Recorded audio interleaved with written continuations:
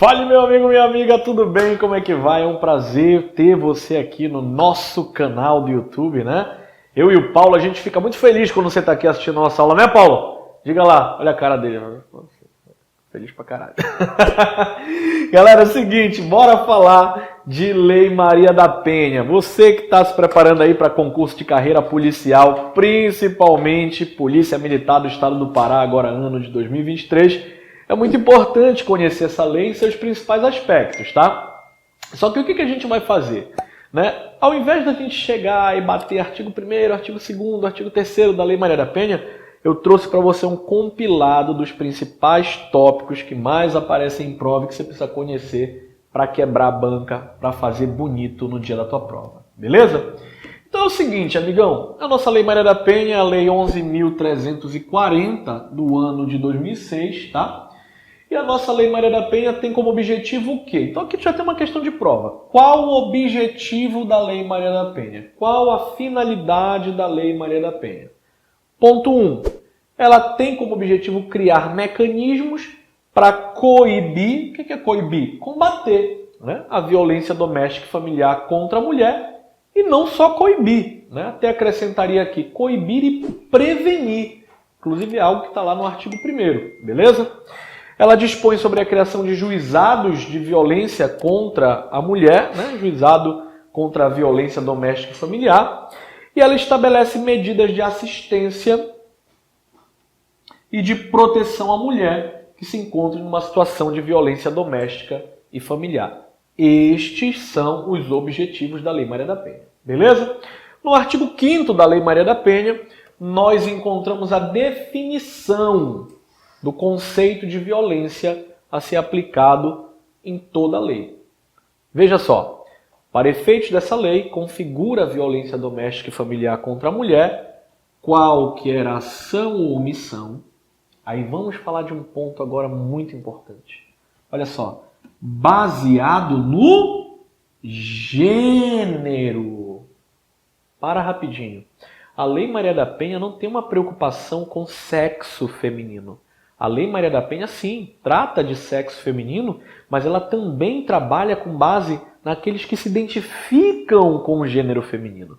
Então, Lei Maria da Penha não ampara só mulher. Lei Maria da Penha ampara também pessoas transexuais. É isso mesmo. Independentemente de orientação de gênero, tá? Claro que a gente não vai falar do gay aqui, tá? Nós vamos falar da lésbica, pelo fato de ser do sexo feminino, e vamos falar principalmente do transexual, aquele homem que se identifica com o gênero feminino e aquela mulher que se identifica com o gênero masculino, mas que ainda assim é do sexo feminino. Então a Lei Maria da Penha ela é baseada, tá? Ela é trabalhada com relação à ideia de gênero e que em razão dessa omissão ou dessa ação, né, ocasione para essa mulher morte, lesão, sofrimento físico, sexual, psicológico, dano moral ou dano patrimonial. Inclusive ele menciona aqui, tá, por alto, os 5 tipos de violência que nós encontramos na lei, né? Violência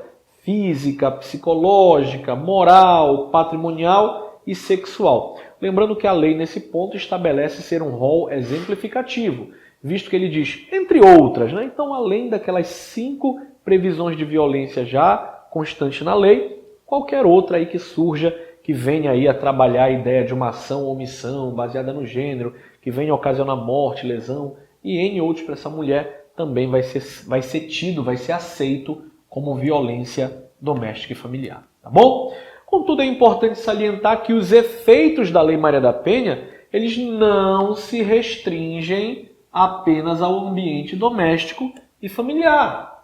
Veja só, qualquer ação ou omissão baseada no gênero que lhe cause morte, lesão, sofrimento físico, sexual, psicológico e dano moral ou patrimonial. Aí nós temos, no âmbito da unidade doméstica, perfeito.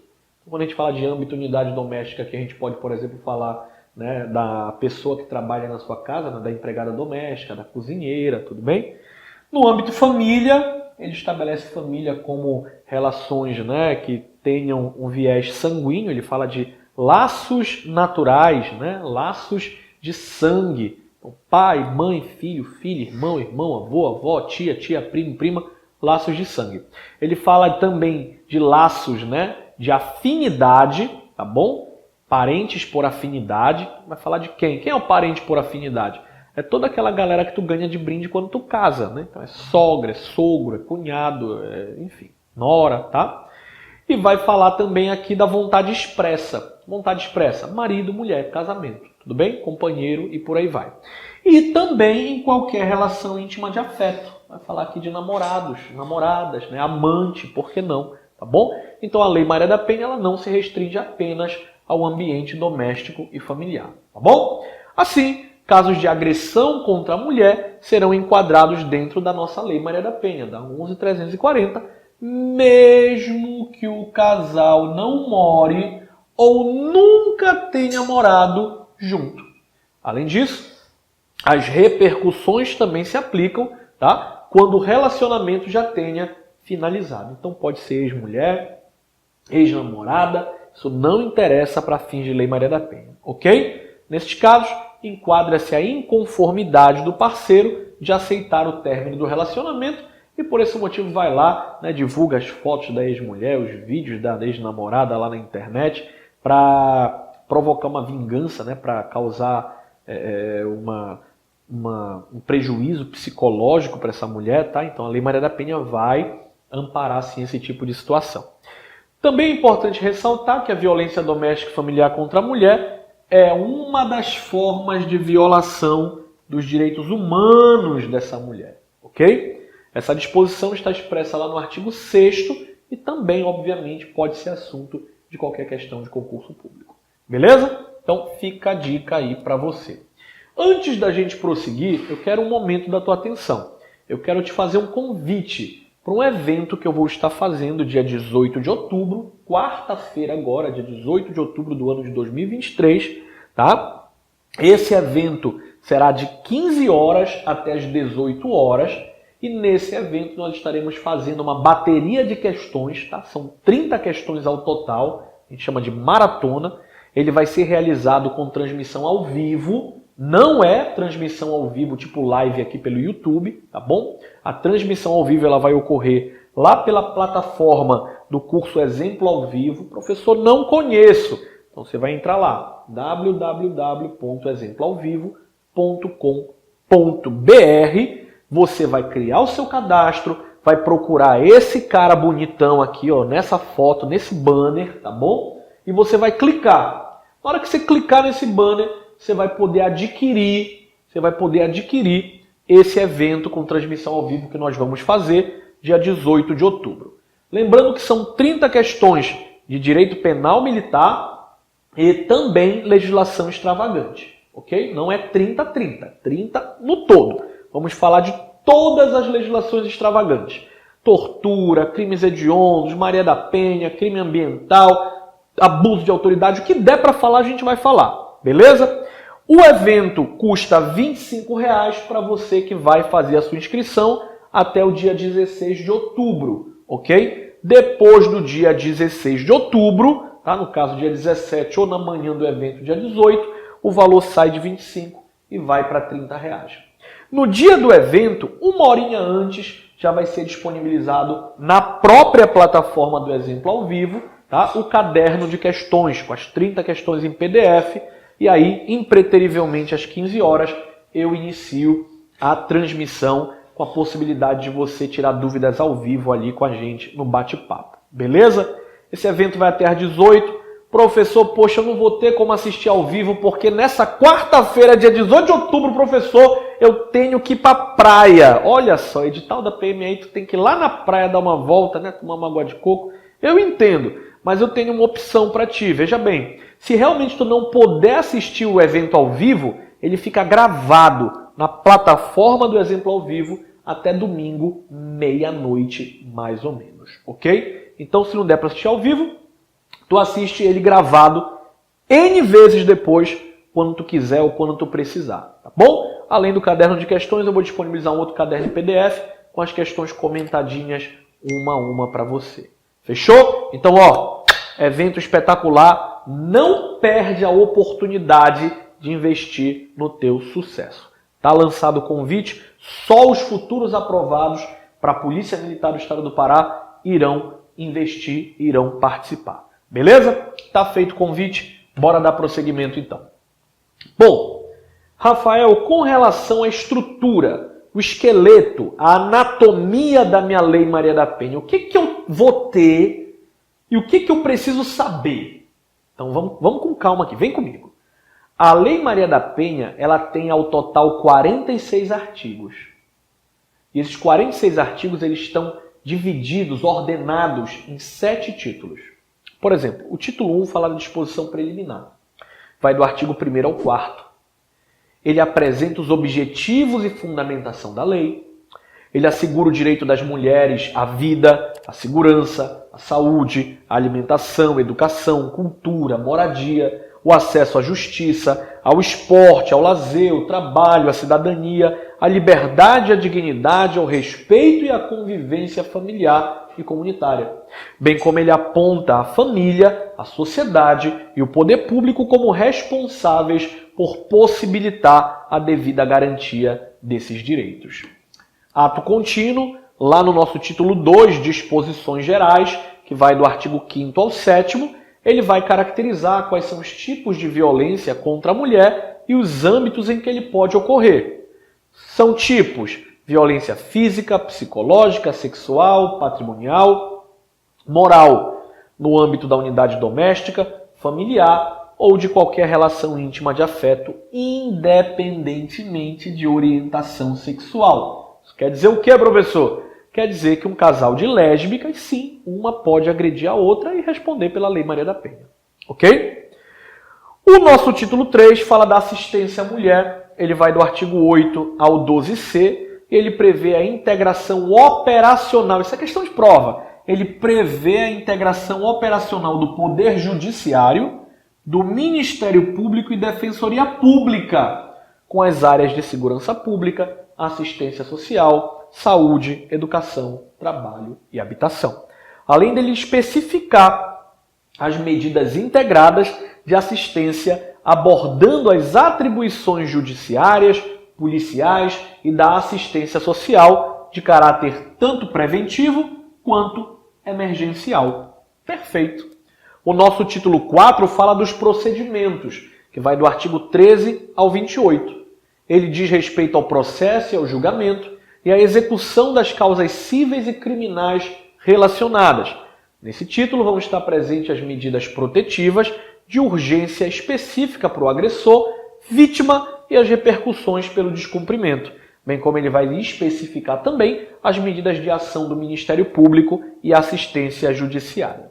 Lembrando que no artigo 23, da Lei Maria da Penha, ou seja, aqui dentro do título 4, e fala de procedimentos, nós tivemos uma atualização agora recentemente que inseriu uma outra disposição no artigo 23 que trata ali a respeito do fornecimento, por parte do Estado, por parte do governo, do pagamento de até 6 meses de aluguel, basicamente é isso, para aquela mulher, caso de fato ela precise, dependendo da capacidade econômica dela. Então, artigo 23, muito importante, tivemos a atualização nele. O nosso título 5º fala de equipe de atendimento multidisciplinar, ele vai do artigo 29 ao 32, ele aborda a composição das equipes de atendimento multidisciplinar em juizados de violência doméstica e familiar, que pode ser integrada ali por profissionais especializados na área psicossocial, jurídica e também da área da saúde. O título 6º fala das disposições transitórias, lá no artigo 33. Ele diz que é transferido às varas criminais a responsabilidade de causas de violência doméstica e familiar, questão de prova aqui agora, olha lá, na ausência de juizados próprios de violência doméstica e familiar contra a mulher. Por exemplo, aqui no estado do Pará, nós não temos juizado de violência doméstica e familiar contra a mulher. Então, os crimes que deveriam ser processados por esses juizados de violência doméstica e familiar contra a mulher, abre parênteses, não confunda o juizado de violência doméstica e familiar contra a mulher com o juizado especial criminal. Não tem nada a ver. O juizado especial criminal ele é regido pela Lei 9.099 do ano de 95, que não se aplica ao rito da Lei Maria da Penha. Tudo bem? Então, o que é dito no artigo 33? Que na ausência desses juizados de violência doméstica e familiar contra a mulher, é transferir das varas criminais a responsabilidade para conduzir as causas atinentes à violência doméstica e familiar. Ok? Em casos assim, está assegurado o direito de preferência. No nosso título 7º, a gente já vai para o finalzinho, já fala das disposições finais. Ele pega do artigo 34 ao 46 e ele prevê, nesses dispositivos, a possibilidade da criação de casas-abrigo, de delegacias, núcleos da Defensoria Pública, serviços de saúde, centros de educação e reabilitação para agressores. Para quem? Para os agressores, né? Para atuar de forma integrada com os juizados.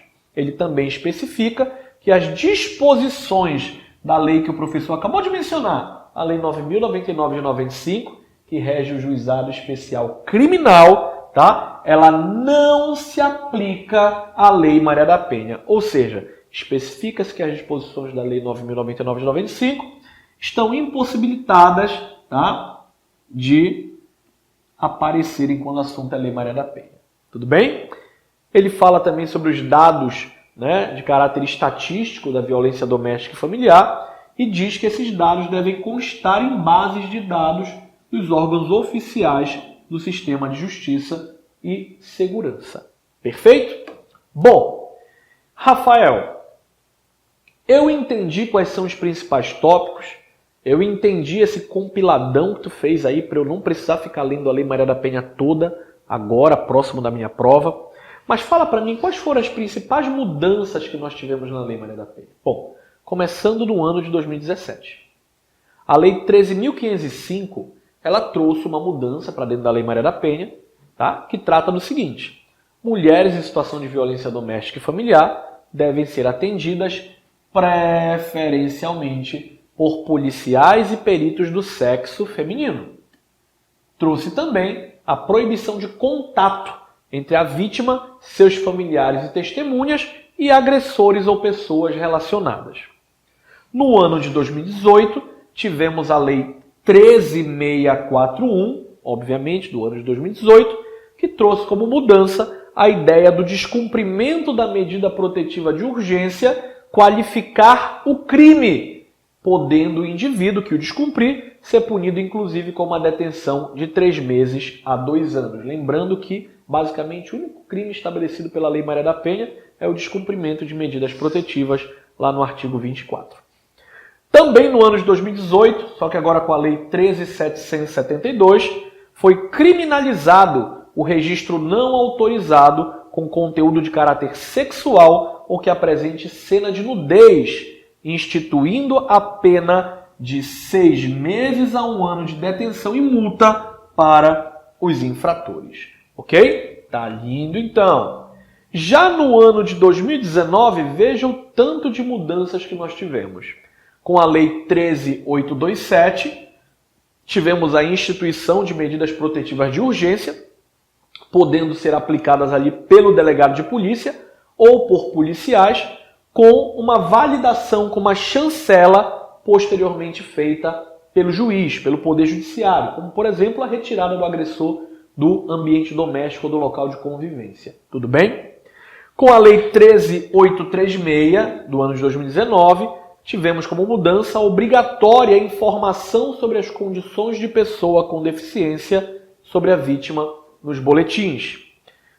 Com a Lei 13.880, instituiu-se a apreensão por ordem judicial de qualquer arma de fogo em posse do agressor. E com a Lei 13.882, instituiu-se como prioridade para mulheres vítimas de violência o ato da matrícula de seus filhos ou dependentes em uma instituição de educação básica, veja, educação básica, ok? Mais próxima de sua residência. Inclusive, saliento que ele fala para a gente aqui de filhos, mas não só deles. Fala também dos dependentes dessa mulher vítima de violência doméstica e familiar. Ok? Em 2019 ainda tivemos a atualização com a Lei 13.871, que trouxe ali, né, que criou ali a obrigação de ressarcimento ao Estado pelos gastos do atendimento realizado com a vítima através do SUS pelo agressor. E também que, em caso de iminente perigo, seria possibilitado a utilização de dispositivos de segurança para monitorar o agressor e a vítima de maneiras distintas e que quem arcaria com esses gastos também seria o agressor. Em 2020, tivemos a atualização pela Lei 13.984, em que foram instituídas 2 novas medidas protetivas contra a violência doméstica e familiar. Uma, caso o agressor não frequente o Centro de Educação e Reabilitação, ele estaria incorrendo em um novo crime, ok? E outra, que ele também deverá ter como obrigatório o acompanhamento psicossocial. Perfeito? Isso em 2020. Em 2022, tivemos a atualização também na Lei Maria da Penha com a Lei 14.310, que determinava ou que determina o registro imediato pela autoridade judicial, pelo juiz, das medidas protetivas de urgência deferidas em favor da mulher em situação de violência doméstica e familiar ou de seus dependentes. Veja, ela determinou o registro imediato pelo juiz das medidas protetivas de urgência que tiveram sido deferidas, aceitas. E outra, agora em 2023, não coloquei aqui, mas já mencionei anteriormente, tivemos uma inserção lá no artigo 23 que traz a possibilidade do pagamento de até 6 meses de aluguel para essa mulher vítima de violência doméstica e familiar. Beleza? No ano de 2019, nós tivemos ali várias mudanças para a Lei Maria da Penha, incluindo uma que foi trazida novamente em pauta para o STF. A medida protetiva de urgência que permite o afastamento do agressor do local de convivência com a vítima, mesmo antes de uma autorização judicial. Inclusive, foi questionada pela Associação dos Magistrados, dos Juízes, Desembargadores Brasileiros. E essa medida foi considerada como válida de maneira unânime pelo STF. Ou seja, o afastamento do agressor do local, do domicílio, da residência, do local em que ele convive com aquela mulher, tecnicamente falando, ele não poderia ocorrer antes de uma decisão judicial. E foi esse o grande ponto em que tivemos questionamentos sobre isso, tá? Bom, o STF, de maneira unânime, como eu já disse, ele entendeu sim que é possível, de maneira cautelar, de maneira preventiva, que a gente faça, sim, o delegado ou policial, o afastamento imediato daquele agressor do local da residência ou do domicílio dele com a ofendida, devendo a posteriori, posteriormente, isso ser validado pelo juiz, ok? Também é importante lembrar que a Lei Maria da Penha também é válida para mulheres transexuais, de acordo com a decisão unânime da 6ª turma do STJ, do Superior Tribunal de Justiça. Agora o ponto aqui é o seguinte: uma mulher pode ser condenada pela Lei Maria da Penha? Claro, sim. E esse é o ponto importante que com certeza pode trazer confusão ali para os concurseiros na hora de responder as questões. Caso a mulher agredida esteja em um relacionamento amoroso com outra mulher, que venha a ser agressora, aplicam-se nesse caso os mecanismos da legislação, da Lei Maria da Penha, uma vez que, na verdade, o STJ, inclusive, já até mesmo entendeu ser possível a aplicação da Lei Maria da Penha em casos que envolvem mãe e filha. Então veja, quando a gente fala de Lei Maria da Penha, a gente não fala só do homem como agressor e da mulher como vítima. Nós temos aí julgados espalhados pelo Brasil inteiro que dizem que sim, a Lei Maria da Penha pode se aplicar a um casal de lésbica, a Lei Maria da Penha pode se aplicar à agressão que a mãe praticou contra a filha, ok? Ou que a filha praticou contra a mãe e vice-versa. E não só filho e mãe, tá? Mas sogra e nora, tia e sobrinha e por aí vai, tá bom? Uma mulher pode ser condenada pela Lei Maria da Penha? Prosseguimos na nossa explicação. Bom, há de se lembrar ainda que o STF reconheceu as uniões homoafetivas como entidade familiar na ADI 4.277 e na DPF 132, de relatoria do ministro Aires Brito. Na ocasião, concluiu-se de que a Lei Maria da Penha atribui às uniões homoafetivas o caráter de entidade familiar ao prever no seu artigo 5º, parágrafo único, que as relações pessoais mencionadas naquele dispositivo independem de orientação sexual. Bem verdade que há uma parte minoritária na doutrina que sustenta não ser possível a aplicação da Lei Maria da Penha quando, no ambiente doméstico, familiar ou afetivo, a violência for praticada, perpetrada por uma mulher contra outra. Mas, como eu disse, é o quê? É um posicionamento minoritário, ok? Então, se você seguir o que eu estou lhe falando aqui, você vai levar um posicionamento majoritário, que inclusive já foi corroborado pelo STJ e também pelo STF. Perfeito? E aí, Rafael? Quanto à criação de mecanismos para coibir, para prevenir os atos de violência doméstica e familiar. Então, nós temos o artigo 1º. O artigo 1º diz que essa lei cria mecanismos para coibir, para combater e para prevenir a violência doméstica e familiar contra a mulher, ok? Nos termos do parágrafo 8º do artigo 226 da Constituição, da Convenção sobre a Eliminação de Todas as Formas de Violência contra a Mulher, da Convenção Interamericana para Prevenir, Punir e Erradicar a Violência contra a Mulher e de outros tratados internacionais ratificados, confirmados, validados pelo Brasil, pela República Federativa do Brasil. Dispõe ainda sobre a criação dos juizados de violência doméstica e familiar contra a mulher que eu falei lá atrás e estabelece medidas de assistência e proteção às mulheres em situação de violência doméstica e familiar. Entretanto, a lei em questão, como eu já disse, não prevê crimes, por eles já estarem tipificados no Código Penal. O que a Lei Maria da Penha faz, queridão, queridona, é estabelecer uma roupagem, um processamento para aqueles crimes praticados no contexto da violência doméstica ou familiar, crimes esses que estão no Código Penal, ok? Então ele estabelece o quê? Medidas de assistência e proteção às mulheres em situação de violência doméstica e familiar, além de criar os juizados de violência doméstica e familiar contra a mulher. Sendo assim, com o advento da Lei Maria da Penha, criam-se as medidas protetivas de urgência, que possuem como objetivo o afastamento do agressor do lar, dando mais segurança às vítimas, dentre outras medidas descritas na lei, como, por exemplo, inciso 1, a suspensão da posse ou restrição do porte de armas, com comunicação ao órgão competente. 2, o afastamento do lar, domicílio ou local de convivência com a ofendida. 3, a proibição de determinadas condutas, entre as quais de se aproximar da ofendida, de seus familiares e de testemunhas, fixando o limite mínimo de distância entre estes e o agressor.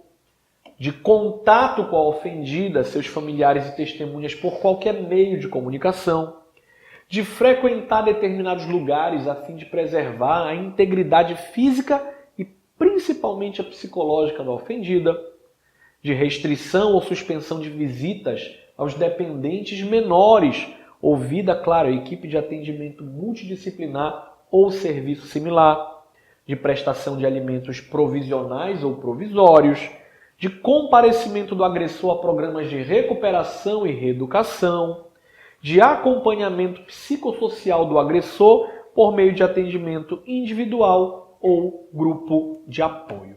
Beleza? No que pese a lei não pretenda criar crime algum, como dito, o único crime previsto na lei é o disposto no artigo 24A, que trata sobre o descumprimento de medidas protetivas. Então está aqui o 24A, descumprir decisão judicial que defere, que concede medida protetiva de urgência, pena detenção de 3 meses a 2 anos. Mas é o único também, meus queridos. Beleza? Bom, só lembrando novamente, você que pegou esse vídeo da metade, dia 18 de outubro, de 15 às 18 horas, eu vou fazer uma mega maratona, uma mega bateria de exercício. São 30 questões estilo CESP e SEBRASP, com alternativa A, B, C, D, E, sobre direito penal militar e todas as legislações extravagantes que o teu edital da PM Pará 2023 estão pedindo, ok? Essa aula, essa mega maratona, ela vai ser transmitida ao vivo pela plataforma do Exemplo ao Vivo e as inscrições também serão realizadas pelo site www.exemploalvivo.com.br. Então você que está assistindo essa aula agora, você que não é de repente do estado do Pará, não interessa, tu pode estar lá no Rio Grande do Sul e tu diz assim, eu vou fazer a prova PM Pará, eu quero assistir essa maratona, Rafael, eu posso? Pode. Você vai entrar nesse site, vai fazer o seu cadastro, vai clicar nesse banner, vai adquirir o produto, já garante tua vaga, que tem limite de vaga, já garante tua vaga, ok? E no dia 18 de outubro, uma hora antes, a gente já vai disponibilizar pela plataforma mesmo o material em PDF, o material bônus que eu comentei com vocês, e às 15 em ponto eu entro ao vivo para corrigir cada uma das questões com vocês. Beleza? Esse é o nosso compromisso, de garantir a tua aprovação. Então, vem comigo, tá bom? Vem comigo, cola em mim que vai ser só sucesso, tá certo? Só uma última observação. As inscrições para esse evento só ocorrerão a partir do dia 5 de outubro, ok? As inscrições só ocorrerão a partir do dia 5 de outubro e até o dia do evento, 18 de outubro, você poderá se inscrever ali, até uma hora antes do evento pode se inscrever, tá bom? O evento é ao vivo, mas fica gravado até domingo, meia-noite, para você assistir quantas vezes você quiser. Fechou? Então fica o convite, mais uma vez, não faltem. Bom, prosseguindo o nosso estudo, vale destacar que existem 5 formas de violência doméstica contra a mulher, certo? E o artigo 7º fala disso pra gente. Ele fala da violência física, entendida como qualquer conduta que ofenda a integridade ou a saúde corporal dessa mulher. Ele fala da violência psicológica, que eu particularmente acho que a prova vai bater em cima dela. Por quê? Porque a violência psicológica, ela traz algumas situações bem interessantes. Por exemplo, ele fala aqui, de vigilância constante. Ele fala aqui de degradar ou controlar as ações e os comportamentos dessa mulher, das crenças e das decisões dessa mulher. Ok? Ele fala aqui pra gente de limitar o direito de ir e vir, né? De qualquer forma, de qualquer situação que cause um prejuízo à saúde psicológica e à autoafirmação dessa mulher. Seja por meio de insulto, chantagem, enfim, isolamento, manipulação, então violência psicológica é muito importante. Aí você que está assistindo essa aula, o que eu quero que você faça? Quero que você ponha assim, violência psicológica é diferente de violência moral, ok? Estabeleça uma diferença aí. Violência psicológica, olha o tamanho do texto. Grandão. Na violência moral, a gente vai ver daqui a pouquinho, ele fala que a violência moral, ela consiste em calúnia, injúria e difamação. Ok? Calúnia, injúria e difamação. Teve uma vez um aluno que me perguntou assim, Rafael, se eu praticar violência psicológica, eu não tenho como praticar violência moral? Não. Você pode praticar todas ao mesmo tempo. Física, moral, sexual, psicológica, patrimonial. Não interessa aqui, tá bom? Essa aqui, essa aqui tu pode ter certeza que a prova de carreira policial cobra. Que violência é essa? Violência sexual. E por que ela é tão importante? Porque ele vai te falar aqui, queridão, por exemplo, tá? Que impedir essa mulher de usar qualquer método contraceptivo é violência sexual. Que forçar essa mulher a casar é violência sexual. Então, o pai que força a filha a casar pratica violência sexual contra a filha. A mãe que força a filha a casar pratica violência sexual contra a filha. Deu para entender? Que força ela a engravidar, violência sexual. Que a força ao aborto, a prostituição, violência sexual. Então, eu bateria em cima desses aspectos aqui. Agora, tem mais. Violência sexual também é caracterizada toda vez que eu limito ou que eu anulo o exercício do direito sexual ou reprodutivo daquela mulher. Ok? Então, muito importante. Violência sexual, de fato, é muito importante para a tua prova. Eu tenho a violência patrimonial e a violência moral. Vou falar da violência moral agora. Veja que ele diz que a violência moral é entendida como qualquer conduta que configure calúnia, difamação ou injúria. Professor, como eu vou fazer para saber na minha prova se aquilo é calúnia, se aquilo é difamação ou se aquilo é injúria? Muito simples. Calúnia é toda vez que eu tenho verbo. Difamação é toda vez que eu tenho adjetivo. Injúria toda vez que eu tenho adjetivo e coletivo. Não entendi, professor. É aula de português isso? Não. Vamos lá. Calúnia. Calúnia é te acusar de um verbo que tu nunca praticaste. Tipo, João matou. Verbo. Matar, verbo. Então, João matou quando ele não matou. Calúnia. João roubou quando ele nunca roubou. Calúnia. João estuprou quando ele nunca estuprou. Calúnia. João traficou quando ele nunca traficou. Calúnia. Agora, João é ladrão. Ó, ser ladrão não é crime. Roubar é crime. Ser ladrão, ladrão não é verbo, é adjetivo. Então, quando eu digo João roubou, calúnia. João é ladrão, difamação. Adjetivo. João é traficante, adjetivo, difamação. Agora, a injúria, ela traz também um adjetivo, mas ela te dá a ideia do coletivo. É dizer assim, eu quero falar pra ti, todo político é corrupto, é ladrão. Ó, eu estou falando para ti que é político, mas me referindo ao todo. Ok? Eu digo assim, porque toda loura é burra. Estou falando para ti, loura, me referindo a todas. Isso é injúria. Quando eu digo assim, todo homem é safado. Injúria. Estou falando para ti, homem, me referindo ao todo, né? Então, injúria e mentira, inclusive, né? Então, já sabemos diferenciar calúnia, injúria e difamação, tá? Calúnia, injúria e difamação, violência moral. E a violência patrimonial é entendida como qualquer conduta que configure retenção, né? Confiscar, reter, subtrair, equivalente ao furto aqui, pegar sem autorização, ou destruir, total ou parcialmente, os objetos dessa mulher, os instrumentos de trabalho dessa mulher, os documentos pessoais dessa mulher, os bens, os valores, os direitos, os recursos econômicos dessa mulher, incluindo aqueles destinados a satisfazer a necessidade dela. Então, o homem que não gosta daquela roupa, daquele biquíni que a sua mulher tem, vai lá e picota o biquíni, picota o vestido, né? Toca fogo na roupa dela, pratica o quê? Violência patrimonial. Que não quer que ela estude, vai lá, rasga a apostila dela, queima a apostila dela, o material de trabalho dela, os documentos de violência patrimonial. Ok? Tá lindo, então. O que é importante a gente destacar? É importante destacar que a vítima, sujeito passivo, ok? Sujeito passivo, obrigatoriamente, necessariamente, precisa ser mulher ou pessoa que se identifique com o gênero feminino. Ah, professor, então o gay pode? Não. Por quê? Porque o gay ele não se identifica com o gênero feminino.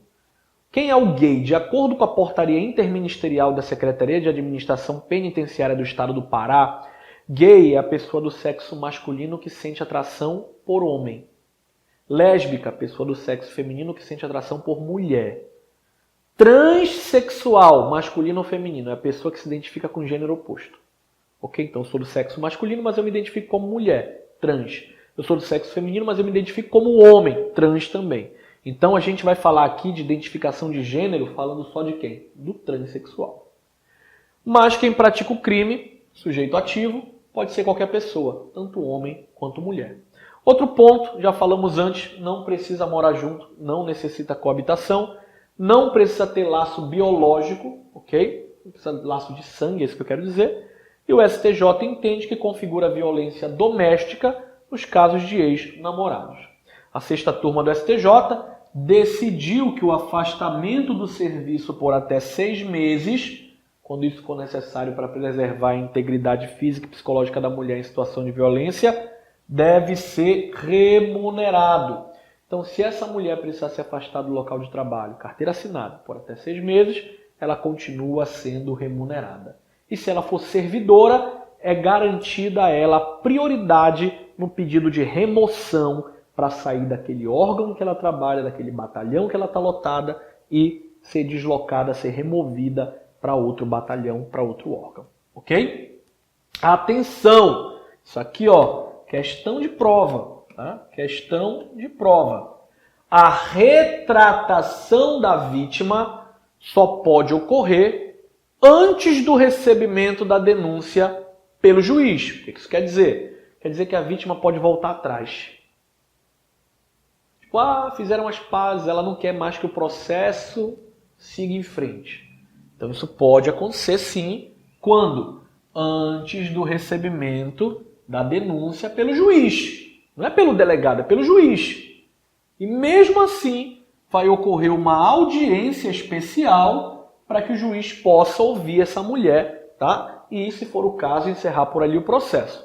De modo que se verifique se a retratação de fato ela está sendo feita ali por livre e espontânea vontade, sem pressão alguma do agressor, ou se está existindo uma forçação de barra ali para essa mulher desistir do processo no meio, tá bom? Bom, dolo ou culpa? Então, um aspecto super relevante é o entendimento da doutrina de que os crimes culposos, mesmo aqueles praticados no âmbito doméstico e familiar contra a mulher, não são abrangidos pela Lei Maria da Penha. Então, Lei Maria da Penha abrange crime doloso, ok? E a ação é condicionada ou incondicionada? Então, queridão, eu vejo muita gente dizendo assim para mim: ah, professor, porque eu ouvi falar que agora a Lei Maria da Penha é toda incondicionada. Antes era condicionada, agora é incondicionada. Não, não fale uma bobagem dessa. O que nós temos é a súmula 542 do STJ, que fala sobre a Lei Maria da Penha. Ela diz que a ação penal relativa ao crime de lesão corporal resultante da violência doméstica contra a mulher é pública e incondicionada. Então, a lesão corporal é pública e incondicionada. Logo, a ação, em regra, é pública e incondicionada. Ok? Salvo quando a lei dispuser de forma contrária.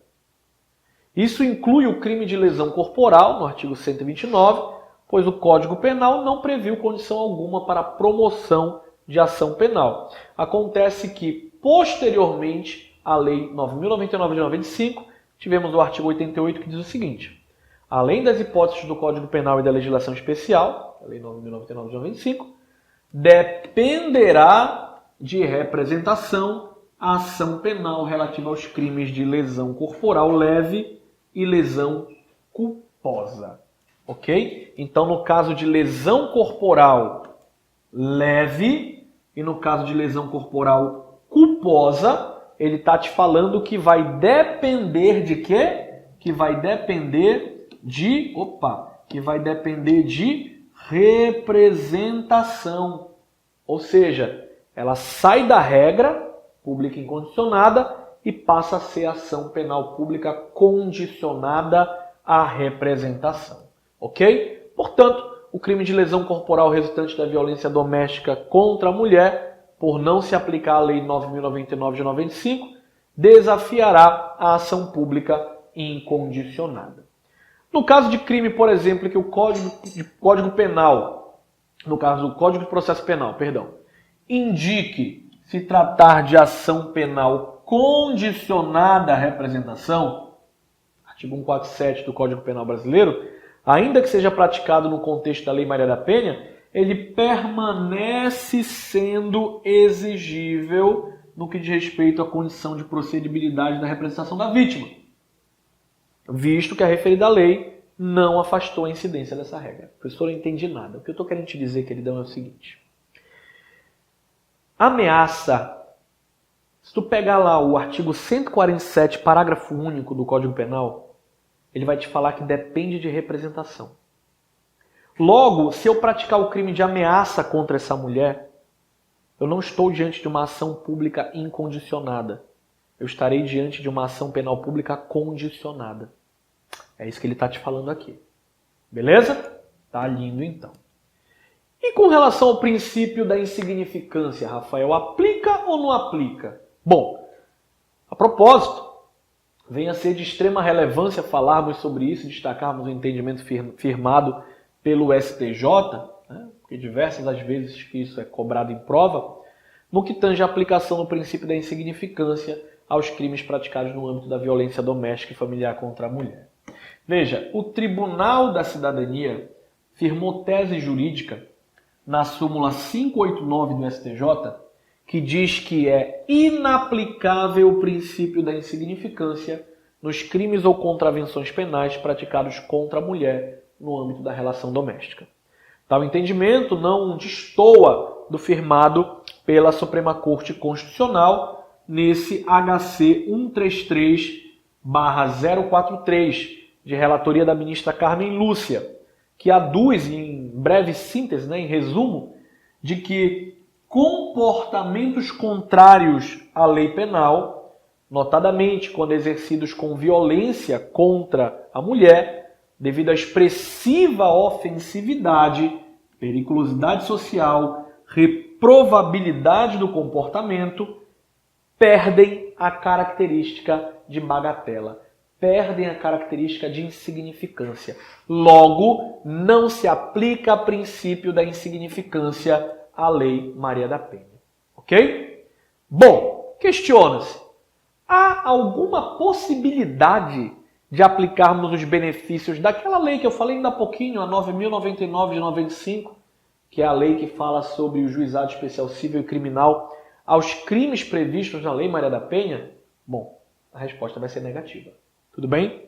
E há previsão legal prevista no artigo 41 da Lei Maria da Penha, dispondo que aos crimes praticados com violência doméstica e familiar contra a mulher, independentemente da pena prevista, não se aplica a Lei 9.099 de 95. A Defensoria Pública da União já havia questionado a constitucionalidade desse dispositivo. Todavia, o STF, no julgamento do HC número 106/212, confirmou a constitucionalidade. Ele confirmou que é válido esse trecho aqui de cima, referente ao artigo 41 da Lei Maria da Penha, afastando assim qualquer possibilidade, por menor que seja, de aplicação das medidas despenalizadoras da Lei 9.099 de 95 aos crimes que envolvam violência doméstica e familiar. Então, o que eu quero te dizer no português claro é que não, é impossível, não tem como fazer acordo com o agressor. É esse o posicionamento. Eu não posso aplicar, eu não tenho como aplicar nenhuma medida despenalizadora, nenhuma medida que beneficie o agressor, que são medidas que estão previstas na Lei 9.099 de 95, para qualquer, independentemente do crime, independentemente da pena, para qualquer conduta que envolva violência doméstica e familiar. Não tem como aplicar nenhum benefício, nenhuma medida despenalizadora. Igualmente, não se aplica aos crimes previstos na Lei Maria da Penha a composição civil de danos, que é um instituto da Lei 9.099 de 95. Não se aplica, não se concede transação penal, não se concede suspensão condicional do processo, porque todos estão previstos na Lei 9.099 de 95. Bom, ressalta-se, contudo, questão de prova agora, tá? Que não há impedimento legal para a aplicação da suspensão condicional da pena. O que é uma suspensão condicional? A suspensão condicional, ela pode aparecer na tua prova com o nome de sursis. Nós temos dois tipos de sursis. A sursis de processo e a sursis de pena. O que é sursis? É suspensão condicional. Então eu tenho a suspensão condicional do processo e eu tenho a suspensão condicional da pena. Isso é questão de prova que eu estou te falando, presta atenção. A suspensão condicional do processo, ela está prevista na Lei 9.099 de 95. Ela não se concede ao agressor. A suspensão condicional da pena, ela está prevista no artigo 77 do Código de Processo Penal. Ok? No artigo 77 do Código de Processo Penal. Então, meu querido, ela sim, ela pode ser aplicada. Ok? Então, a suspensão condicional da pena, ela pode ser aplicada. Ok? Diante do exposto, não restam controvérsias. Os benefícios previstos na Lei 9.099 de 95, sendo estes principalmente a composição civil de danos, a transação penal e a suspensão condicional do processo, em hipótese alguma, se aplica aos crimes cometidos dentro do contexto da Lei Maria da Penha. Bom, era isso que a gente tinha para falar. Deixa um like, deixa o teu comentário, diz aí o que tu achou desse vídeo. Tem a apostila aí na descrição do vídeo. Fico aguardando o teu comentário. Muito obrigado, espero poder ter contribuído. E não esquece da nossa maratona dia 18 de outubro. Beleza? Um abraço. Tchau, tchau.